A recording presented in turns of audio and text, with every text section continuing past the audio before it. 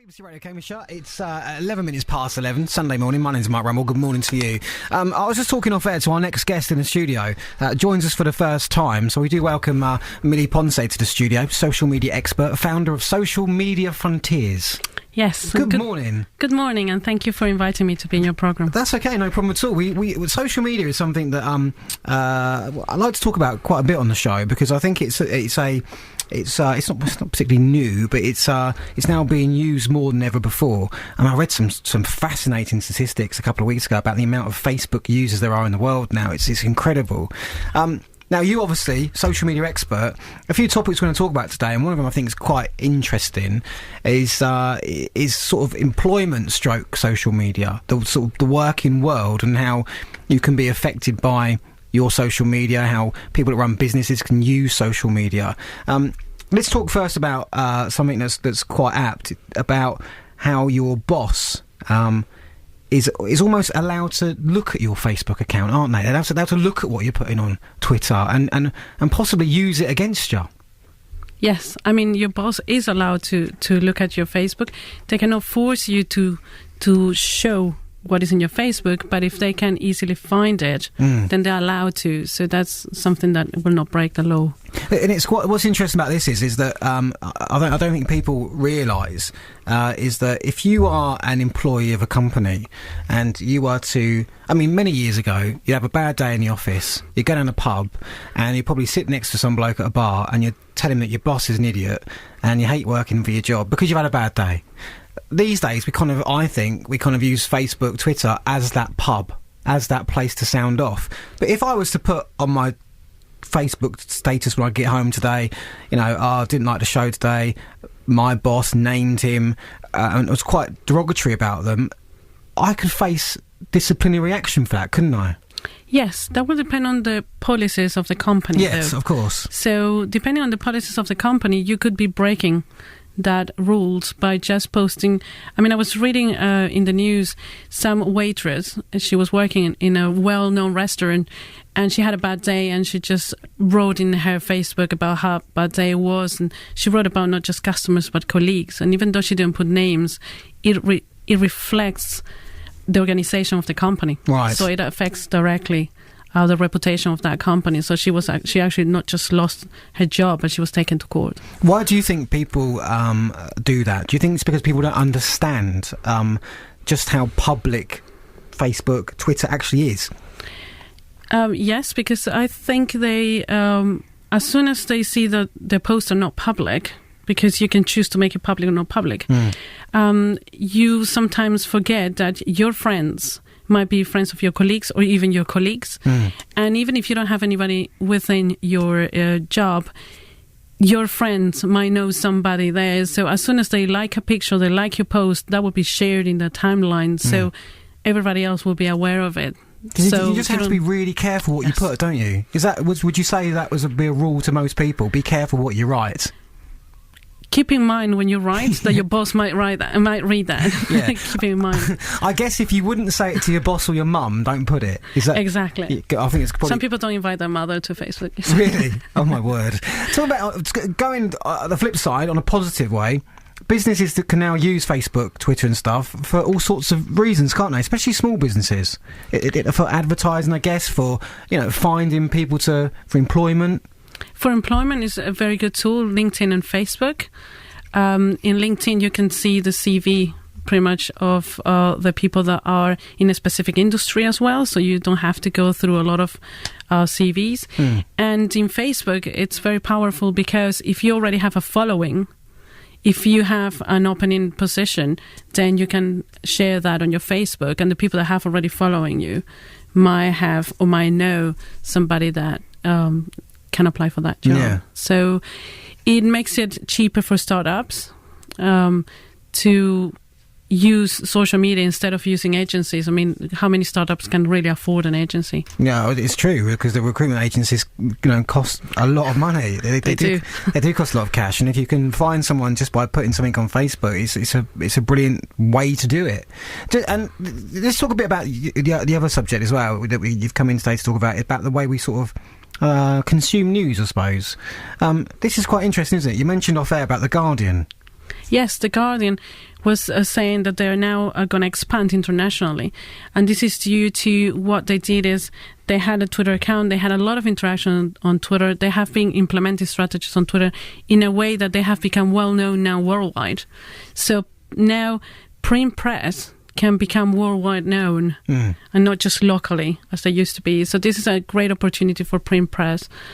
And at the same time, The Guardian was saying that 10% of the traffic coming to The Guardian, to the actual Guardian online, comes from Twitter, because they put the breaking news in Twitter first, then The Guardian comes out in the morning.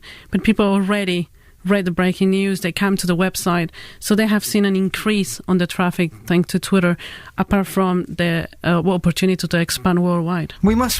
I'm going to go to the travel. When we come back, we'll talk a bit about the way we consume news now, and we'll finish that conversation off, and then we'll talk a little bit about marketing as well, because social media is being used so much by big companies, small companies to market new products and offers and all sorts of stuff, and quite cleverly, I think, sometimes.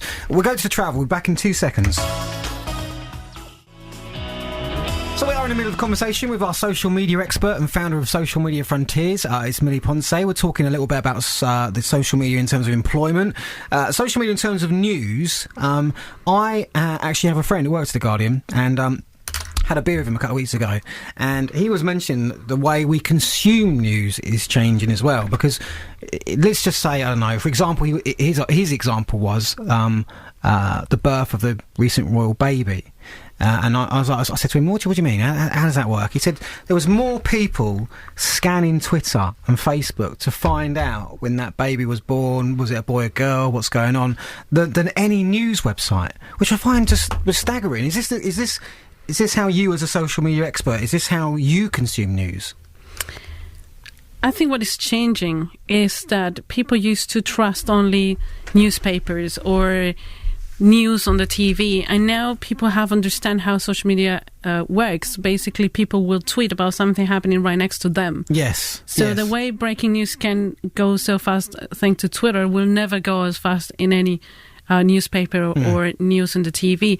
So the trust has changed. People are trusting more what is said on social media than before. So if newspapers and news in general platforms take advantage of it, they could expand faster and easier. Is this a good thing or a bad thing? I think if it's controlled, it's good, but it can cause many troubles too, like the riots in London. Yeah, very much so. They were managed through Twitter. Yes. So I think in the future, some rules and laws are going to have to be put to control it. But I think if it's used right, that's the way it's going to go. People are unfortunately going to start buying more Kindles and more digital newspapers, as we can see that they're going to come soon. So the whole way how we see where we read news and where we get the news are going to change totally. I think it's quite interesting, because I think you're right. I mean, the good side of it is you're led on a beach in Spain, and you can now have up-to-date news, whereas 10 years ago you'd have to go and wait for yesterday's newspaper to come into Spain. Do you know what I mean? So yes. That's a good thing. And it's interesting you mentioned the London riots as well. I live in Enfield, which is one of the towns that was hit, and obviously on our Twitter accounts we look for things that are mentioned with Enfield, and I watched that unfold on Twitter, and then the next thing I know, there's police on horseback outside my front door. But I'm following this half an hour before on Twitter. It's staggering. It's amazing. Well, what happened in the US with the earthquake? I don't know if anybody read it in the news. An earthquake happened in New York, and because people tweeted as it was happening, 30 seconds after it happened in a town where they knew already by 30 seconds that it was happening, so they were more prepared for the earthquake than they would have if they didn't know. This is just 30 seconds, but if you think how much you can do in 30 seconds if you knew it was going to happen, then this could even somehow potentially save lives. Yeah, it's staggering. Yeah, it's mental. We'll finish off with a subject about marketing, because again, this is something that I find really quite interesting, and the way companies can use social media to market products, offers, all that kind of stuff. Are more and more companies now looking to market themselves via social media rather than traditional marketing? Is that kind of the trend? I would say from middle-sized to corporations, but small businesses are still reluctant to it. Right. Because they think that because they don't know how to do it, they will need to get a specialist consultancy training, and they can't afford it. Yeah. I think they don't realize that just by having presence on social media, you are making a difference. You can read what is happening with your competition, what your competition is doing. You can talk about what you're selling. There's so many things that you can do, but the main difference between traditional marketing and social media marketing is that in traditional marketing, you put your ad out there. It's what we call in social media passive marketing. You put your ad and you wait for people to contact you. Yes. Now, when you put your ad, first, it costs you a lot of money, and people are going to see it all around the streets, maybe if you put your ad in the streets or in the TV, but it's not targeted. Well, social media marketing, you don't put your ad and you wait for it. What you do is you can go and look for the people interested in what you have. In Twitter, you can contact every single user of Twitter. This is something that most people don't realize. They think they need followers.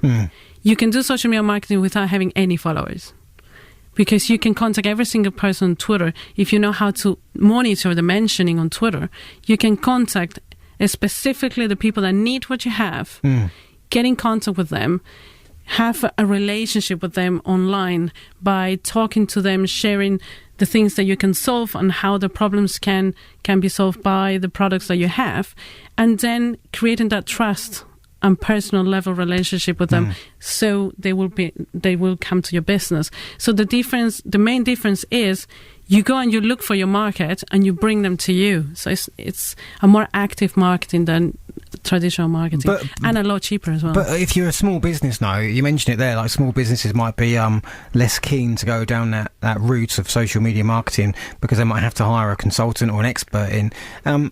They might have to, mightn't they? Because it's not. I mean, we all might be Twitter users and Facebook account users or whatever. But do as a normal person on the street, do I really understand how it works? Probably not. Probably not. But to learn it, it won't take you that long. I mean, right now, I think one of the biggest changes in education is you pretty much can learn everything online. If you Google, you use YouTube, there is so much information online to learn. That by just implementing the basics on social media marketing, you can make a difference in your business. Now, you might need some training if you want to go into further things like making campaigns, strategies to sell a specific product, and you might need some help there. That's why companies like us exist. But it doesn't have to be expensive training. You can have some consultancy from time to time. Now, how worth it is, your sales will increase. So how worth it is to you that the sales increase. Mili, thank you so much for coming on the show today. I think it's a great subject. If anyone wants to find out a bit more about you, they can obviously follow you on Twitter. Yes. What's your Twitter @thing? Mili @SMF. Mili Ponce @SMF. And your website? socialmediafrontiers.com. It's surprising that, isn't it? A social media expert's got a website and a Twitter account. And in our website, we have articles where you can learn on social media totally for free. Fantastic stuff. Mili, thank you very much for joining us. Thank you.